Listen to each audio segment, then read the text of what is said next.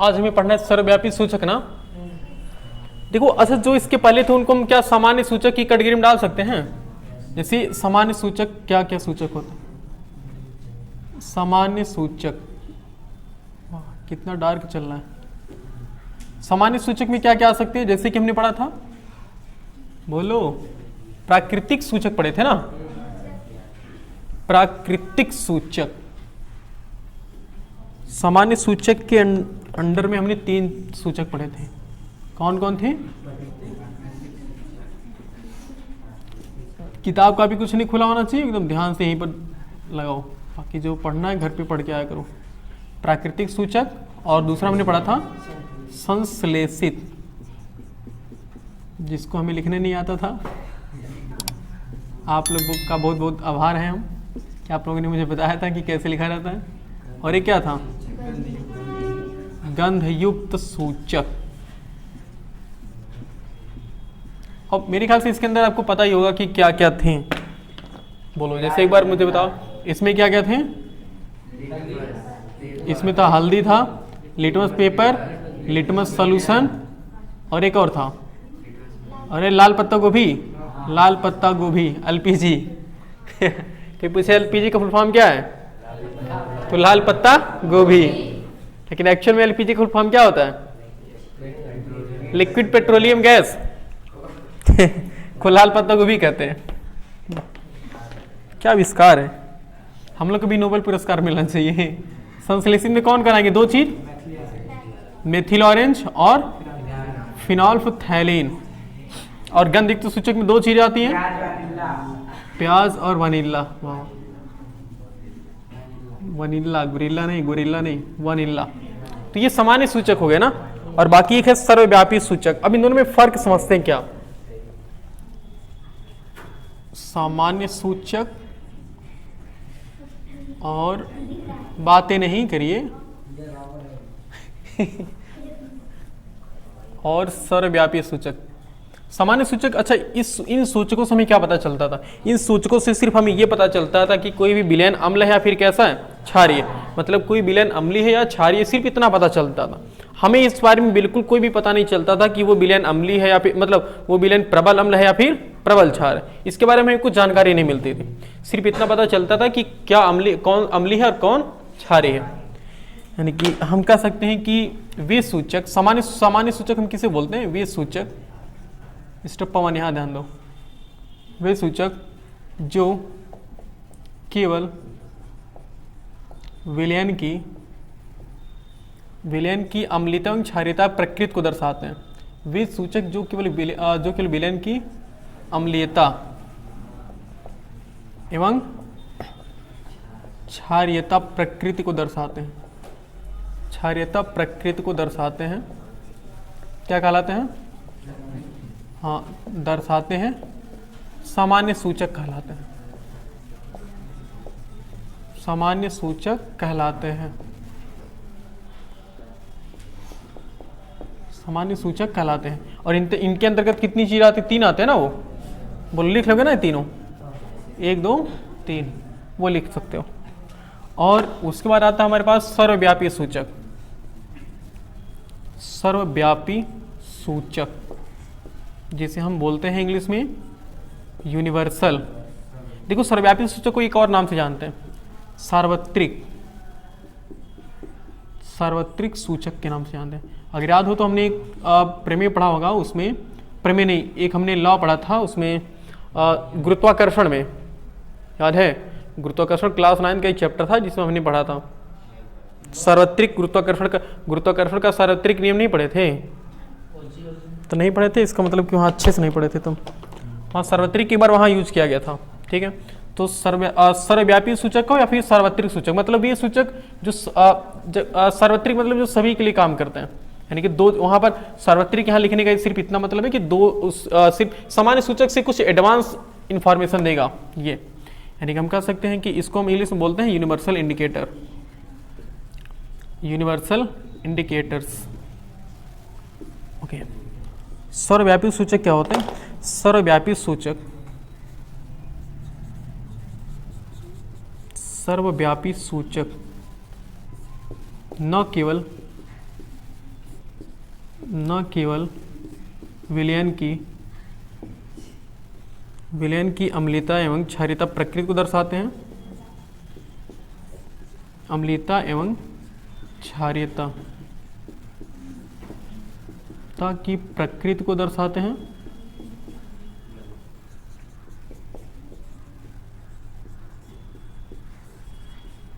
बल्कि उस विलयन की प्रबलता को भी, उस विलयन की प्रबलता को भी, प्रबलता या दुर्बलता को भी निर्धारित कर देते हैं, दुर्बलता को भी निर्धारित कर देते हैं।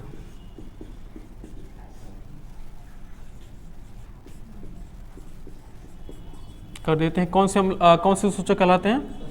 सर्वव्यापी सूचक कहलाते हैं, सर्वव्यापी सूचक।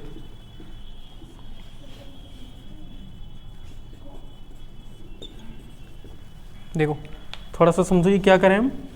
सर्वव्यापी सूचक न केवल दोबारा हो गया, केवल न केवल विलयन की अम्लीयता एवं क्षारीयता प्रकृति को दर्शाते हैं, मतलब ये केवल अम्लीयता एवं क्षारीयता प्रकृति को नहीं दर्शाते, जैसे कि इसके पहले सामान्य सूचक कर रहा था, ये अम्लीयता एवं क्षारीयता प्रकृति के साथ साथ उस विलयन की क्या दर्शाते हैं? प्रबलता एवं दुर्बलता को भी निर्धारित कर देते हैं। कौन से सूचक कहलाते हैं? सर्वव्यापी सूचक कहलाते हैं। यानी कि वे सूचक जो किसी विलयन की अम्लीयता एवं क्षारीयता दर्शाने के साथ साथ उस विलयन की प्रबलता एवं दुर्बलता को बताने का भी प्रयास करते हैं कि वो, अर्थात यानी कि यहाँ प्रबलता का मतलब क्या?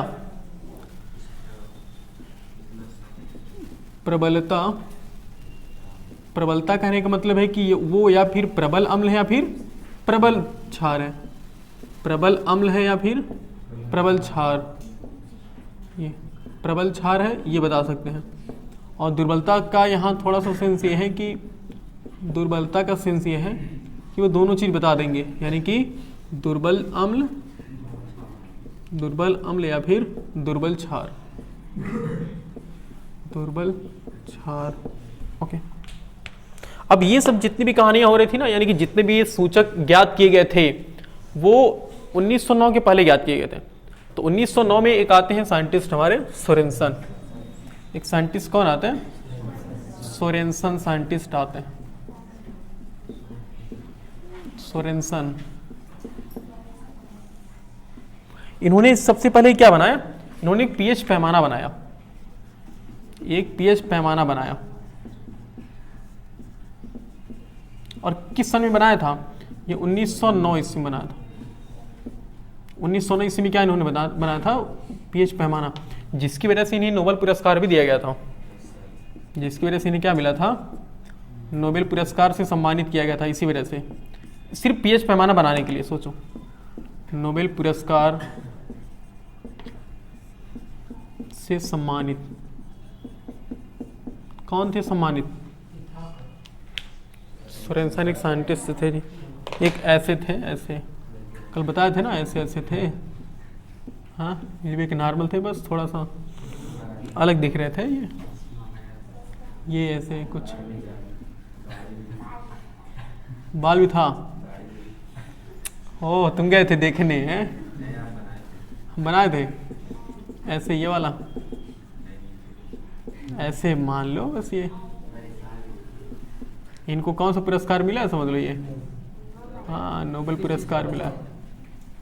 अब देखो नोबेल पुरस्कार के बारे में कहानी सुनेंगे नहीं तो टाइम पूरा हो जाएगा खत्म इसी के बारे में। लोहा का नहीं होता वहाँ से। नोबेल पुरस्कार की सिर्फ इतना मतलब नहीं होता, पुरस्कार वो एक बड़ी लेवल, एकदम अंतर्राष्ट्रीय लेवल पर पुरस्कार दिया जाता। उसका ये मतलब होता है कि तुम चाहे जहाँ देश में रहोगे तुमको सम्मान दिया जाएगा, तुम एक सबसे अलग हो, एक मतलब ऐसा पुरस्कार जो तुम्हें कई सुविधाओं से, एक तरह से समझ लो कि कई सुविधाओं को मतलब तुम्हें कई सुविधाओं को देता है। जैसे जो इस तरह से इस पुरस्कारों से पुरस्कारी सम्मानित होते हैं ना, उनको कहीं पर भी जैसे छूट नहीं होता है, उनको भरपूर पूरी इंडिया में छूट मिलता है हर चीज़ों से। सम्मान की दृष्टि से बहुत ज़्यादा दिखा रहता है कि हाँ एक कुछ है जो सबसे अलग है। और पुरस्कार इसलिए भी दिया जाता है ताकि इनका मोटिवेशन बढ़े या और चीज़ें खोदें, या फिर जितने और न्यू जनरेशन आती हैं उन सब के लिए भी एक प्रेरणा बने कि अगर हम भी कुछ करेंगे तो हम भी सम्मानित होंगे। इस तरह से ये होता है। तो इन्होंने क्या बनाया था, एक पीएच पैमाना बनाया था ना। अब वो पीएच पैमाना देखो कैसे बनाया था, और पीएच पैमाना जानते हो क्या कैसे बनाया था इन्होंने कई प्रकार के सूचकों को मिला करके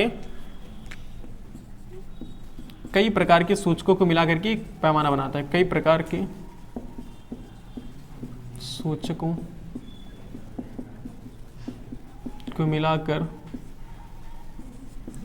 पीएच पैमाना बनाया था।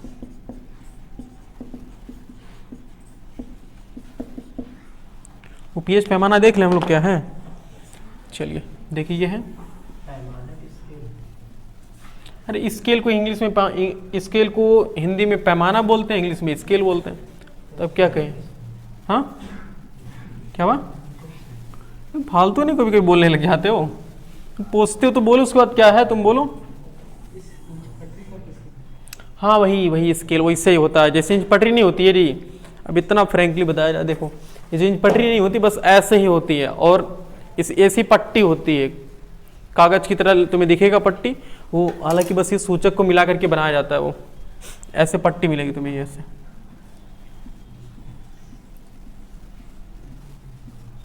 कुल कितने खाने हो गए, 1 2 3 4 5 6 7 8 9 10 11 12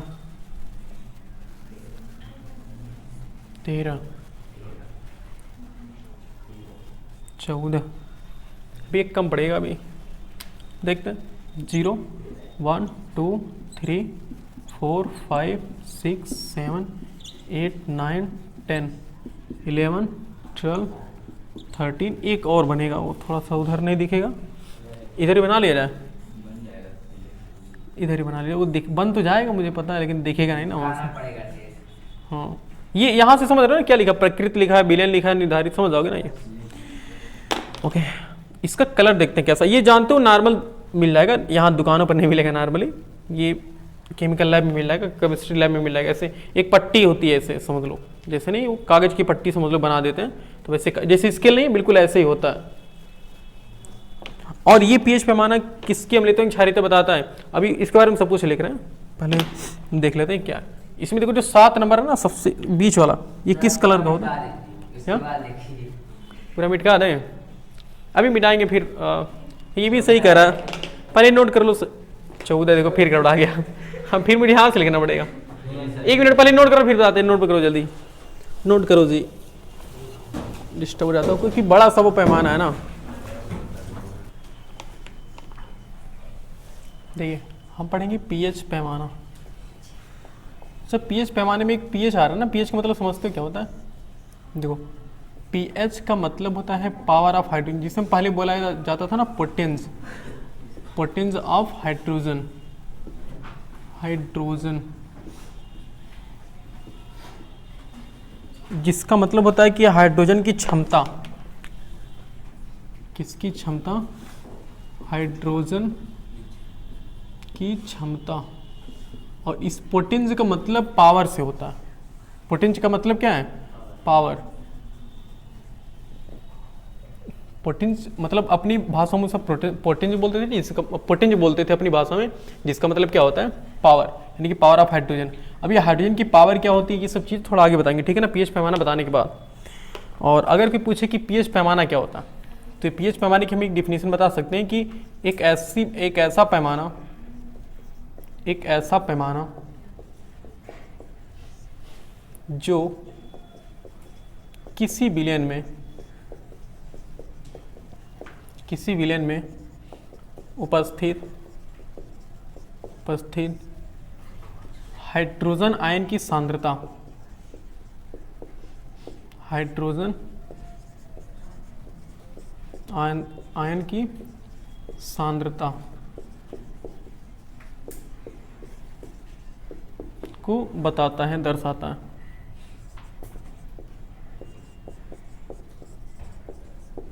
देखो पीएच पैमाना क्या होता है, पीएच पैमाना एक ऐसा पैमाना होता है जो किसी विलयन में क्या बताता है, किसी विलयन में उपस्थित हाइड्रोजन आयन की सांद्रता को बताता है। समझ रहे हो, पीएच पैमाना क्या है, पीएच पैमाना एक ऐसा पैमाना जो किसी विलयन में उपस्थित हाइड्रोजन आयन की सांद्रता को बताता। अब ये क्या होता है ये थोड़ा हम आगे बताएंगे। क्यों हंस रहे हो? क्या कौन लड़ाई कर रहे थे? लड़ाई कर रहे थे जी। डंडा है हमारे पास, 2 डंडा है। लो, एक तुम ले, वो ले, दोनों फोड़ो सर अपना।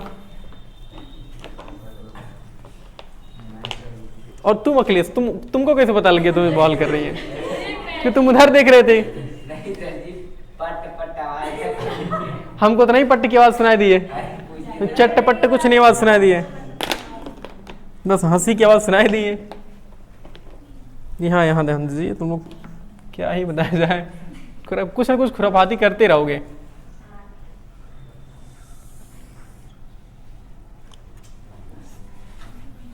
देखो ध्यान से देखो, ये पीएच पैमाना छोटा छोटा बनाते हैं इसे।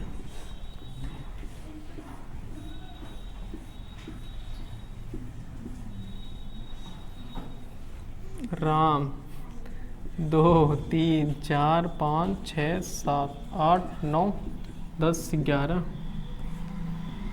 12 13 बहुत बड़ा बन रहा है। यानी पीएच पैमाने में कुल कितने खाने होते हैं समझ जाओ? 15 खाने होते हैं। कहोगे सर लिखा तो 14 है। अरे हाँ, 0 से शुरू है ना जी, तो यहाँ से लेकर के 14 तो हो ही गए, बाकी एक 15। कुल कितने खाने होते हैं? 15 खाने होते हैं। और सबसे बीच में जो होता है वो क्या होता है? 7 होता है ना। ये किस रंग का होता है? ये हरे रंग का। देखो तुमसे एग्जाम ये नहीं पूछने वाला कि किस रंग का होगा, तुम्हें हम समझाने के लिए बता रहे हैं, ठीक है। ये हरे रंग का होता है। बाकी जो सबसे कम वाला होता है यानी कि 0 वाला होता है, ये इतना गाढ़ा लाल होता है। किस कलर का होता है? बिल्कुल लाल कलर का होता है, गाढ़ा लाल कलर का होता है। और इधर जो होता है वो प्योर बैगनी कलर का होता है। प्योर किस कलर का होता है? बैगनी कलर का। बैगनी कलर तो है नहीं हमारे पास, तो कुछ अभी करेंगे इसमें खुराफाती। ये है बैगनी कलर, ठीक है। कहोगे सर बैगनी तो दिख नहीं रहा। बैगनी कलर कुछ ऐसे दिखता है नहीं? हाँ, कुछ कुछ लग रहा है। मान लो ऐसे होता है, ठीक है ना। किस कलर का है ये? बैगनी, एकदम गाढ़ा बैगनी, गहरा बैगनी बोलते हैं जिसे, डार्क बैगनी। और यहाँ बीच में होता है पीला कलर। अब देखो पीला कलर भी नहीं अपने बन पाएगा, तो ऐसा मान लो, ठीक है। ये हरा होता है, फिर वह हल्का हरा होता है, समझ रहे हो। उसके बाद ये पीला कलर होता है। पीला कलर कैसे बनाया जाए? ये किस कलर का होता है? ये पीला कलर का होता है। एक्चुअल में देखो हम अब सबके बारे में लिख रहे हैं अभी। और इधर ही होता है हरा है, उसके बाद ये नीला कलर होता जाता है। यहाँ पे ये नीला कलर का हो जाता है, फिर नीला के बाद फिर हो जाता है बैगनी। बैगनी करें, वो जामुनी कलर हो जाता है, ये जामुनी कलर। इसका कलर नहीं हम बता पा रहे हैं पूरा मतलब अच्छे से, क्योंकि मार्कर उतना है नहीं। देखो लिखना शुरू कर देते हो समझ जाओगे भी। ये देखो क्या होता है, ये बिल्कुल गहरा लाल होता है, ठीक है, गहरा लाल कलर का होता है। और ये किस कलर का होता है? ये हल्का लाल कलर का होता है, हल्का लाल कलर का होता है। और उसके बाद ये किस कलर का होता है? ये लाल नारंगी कलर का होता है। किस कलर का होता है? लाल। भाई जब लाल को तुम हल्का करते जाओगे तो पहले हल्का किए तो हल्का सा लाल हो गया, फिर जब ज्यादा हल्का कर दोगे तब कैसा दिखने लगेगा? नारंगी कलर का दिखने लगेगा। अब उसके बाद नारंगी कलर दिखने के बाद फिर इसके बाद आ जाओगे तो ये हो जाएगा नारंगी कलर का हो जाएगा, फिर हो जाएगा हल्का नारंगी कलर। किस कलर का हो जाएगा? हल्का नारंगी कलर। ये लिखने का कोई फायदा होगा क्या? दी कुछ पल्ले पड़ रहा है इसमें, थोड़ा सब मिल जा रहा है ना। हाँ, कैसे लिखा था इसमें? ऊपर नीचे लिखा रहा है, बड़ी समस्या है। अभी मुझे और चीज़ लिखना है ना इसमें, क्योंकि छोटा सा इसके लिए, लेकिन बहुत चीज़ है इसमें, बड़ा सा बनाना चाहिए था ना, लेकिन हम मिटा कर बनाएंगे नहीं। बना दे रहा है। कितने लोग कह रहे हैं फिर से बना दे रहे हैं बड़ा सा? बहुत टाइम लग जाएगा मेरे ख्याल से। आधा टाइम ले लेगा पूरा वो। शॉर्ट फॉर्म में लिख दें,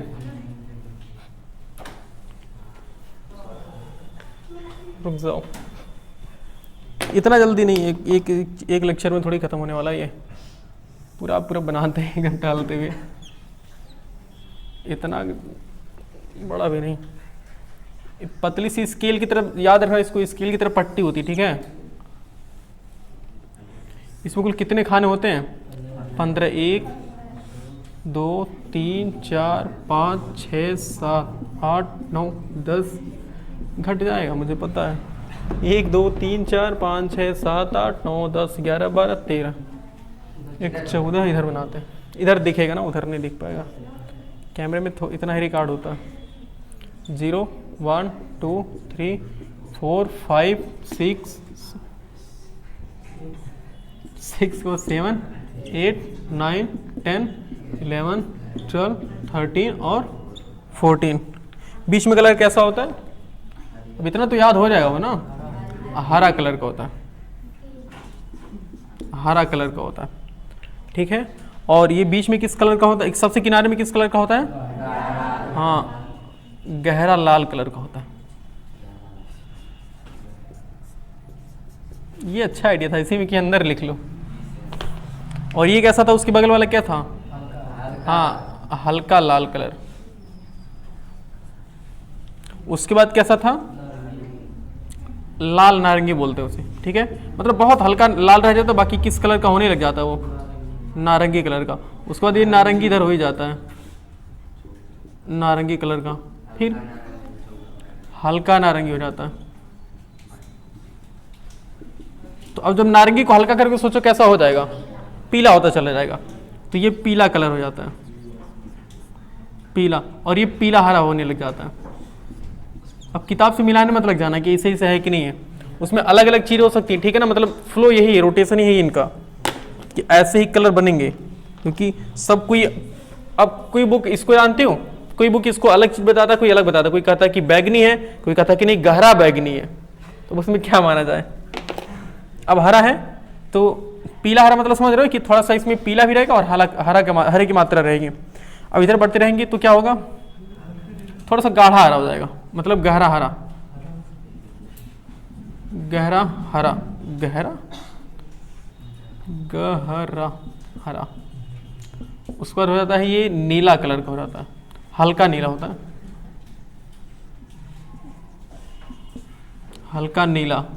फिर हो जाता है नीला कलर का, और नीला के बाद हो जाता है बैगनी, जामुनी कलर का। किस कलर का? जामुनी कलर का, हल्का जामुनी, हल्का जामुनी, हल्का जामुनी कलर का हो जाता है। फिर हल्का जामुनी से हो जाता है ना जामुनी कलर का, जामुनी। फिर हो जाता है ये बैगनी कलर का, हल्का बैगनी, हल्का बैगनी। फिर किस कलर का हो जाता है? पूरा एकदम गहरा बैगनी बोलते हैं।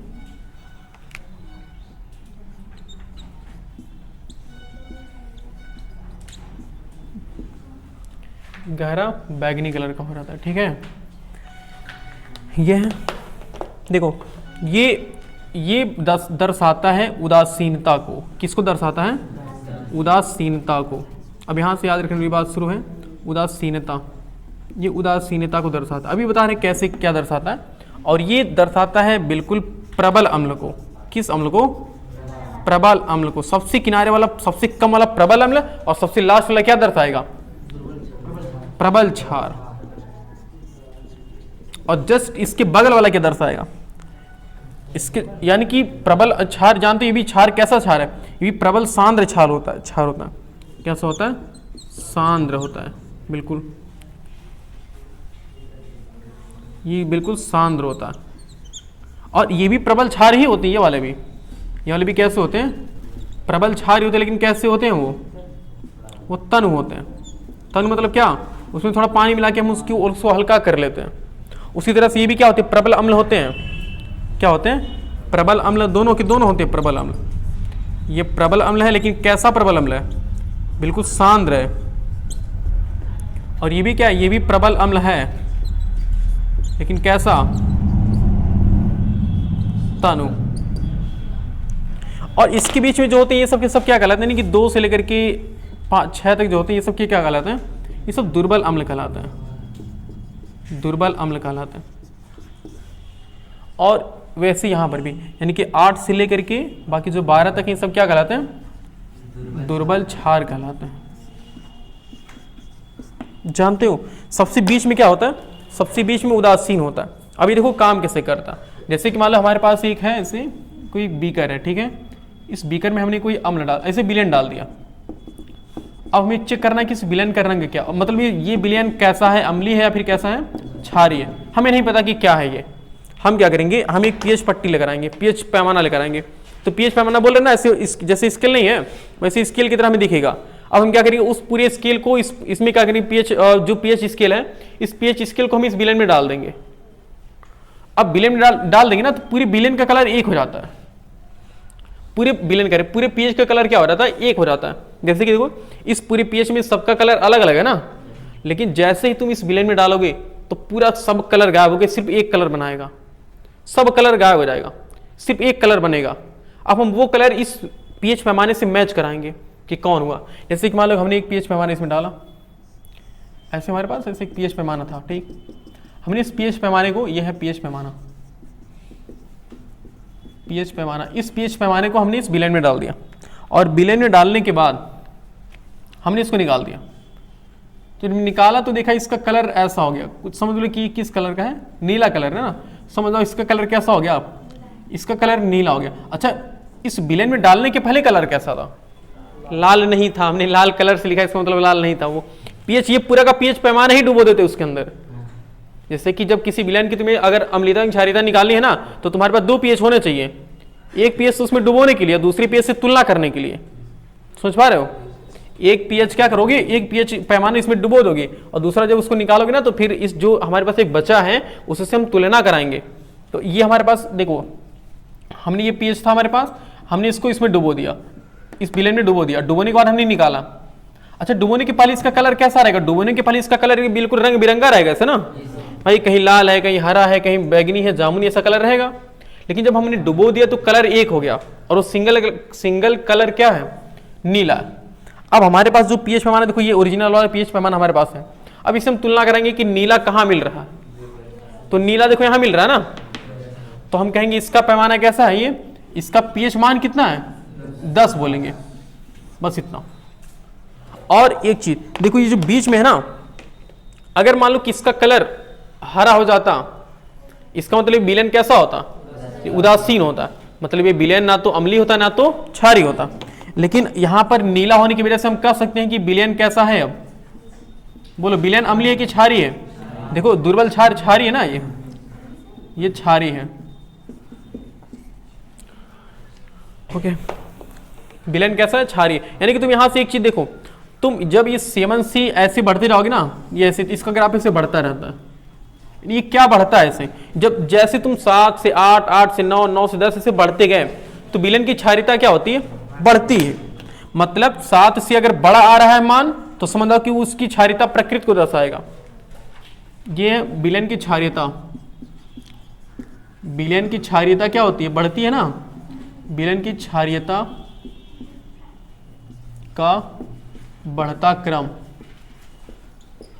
समझ पा रहे हो, ये विलेन की क्षारीयता ऐसे बढ़ती है। और अगर हम इधर जाएंगे तो विलेन की क्या होगी, बोलो इधर तो अम्लीयता बढ़ेगी ना ऐसे, तो ये ऐसे अगर हम चले गए तो इधर क्या हो गया, इधर विलेन की अम्लीयता बढ़ती है। तो इसको मिला दे वाला, अभी पूरा लिखवा देंगे फिर बाद में। इधर क्या होता है, इधर होता है विलेन की अम्लीयता का बढ़ता क्रम,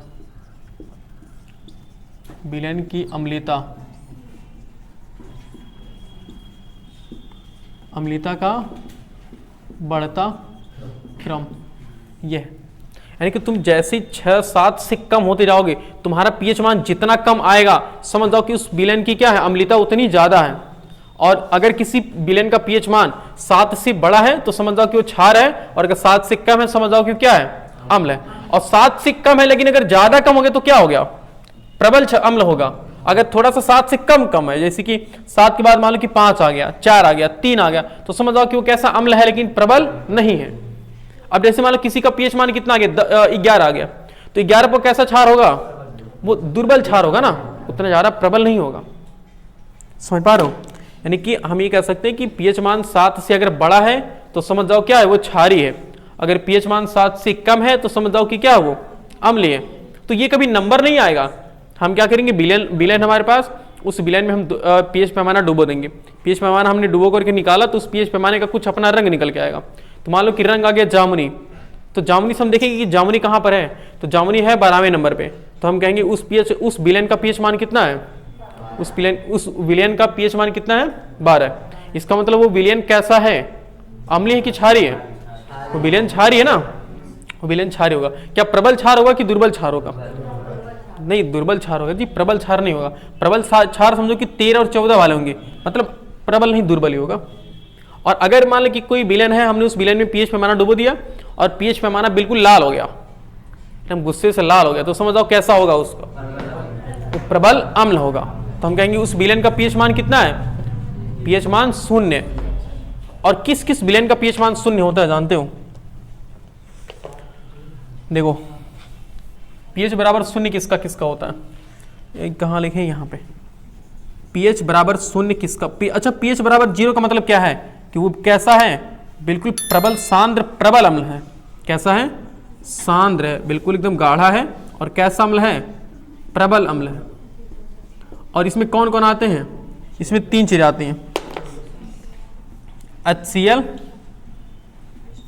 H2SO4, HNO3, ये तीनों आते हैं। और कैसे आते हैं, सांद्र आते हैं, याद रखना। और पीएच मान 1 आ गया तब क्या मतलब है, देखो पीएच मान अगर 1 आ गया तो इसका मतलब क्या है, वो तनु प्रबल अम्ल है। कैसा अम्ल है, तनु प्रबल अम्ल है, तनु प्रबल अम्ल है।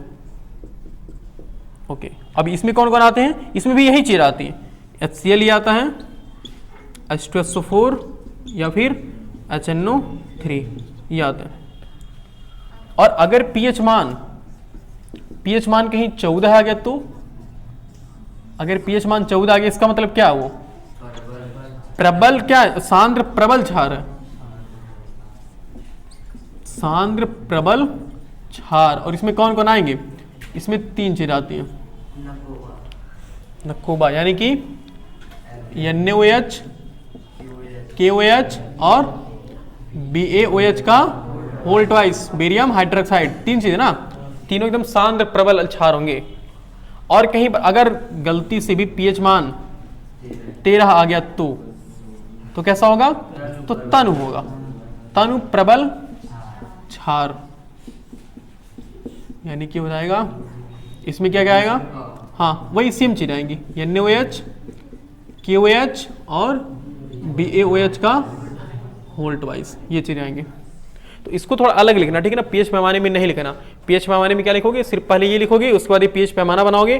तो ये जैसे तीर ने जो दोनों बना गया है, ये दोनों तीर बनाओगे, ठीक है, दोनों तीर बनाने के बाद तब ये चारों पॉइंट लिखोगे। उसके बाद भी कई पॉइंट हमें बताने हैं, हमें कई बार अभी पीएच पैमाना बनाना पड़ेगा, लेकिन अब ऐसा नहीं बनाएंगे, ठीक है। अब छोटा छोटा 14 खाना 15 खाना बना करके छोड़ देंगे, ठीक है, नोट करिए।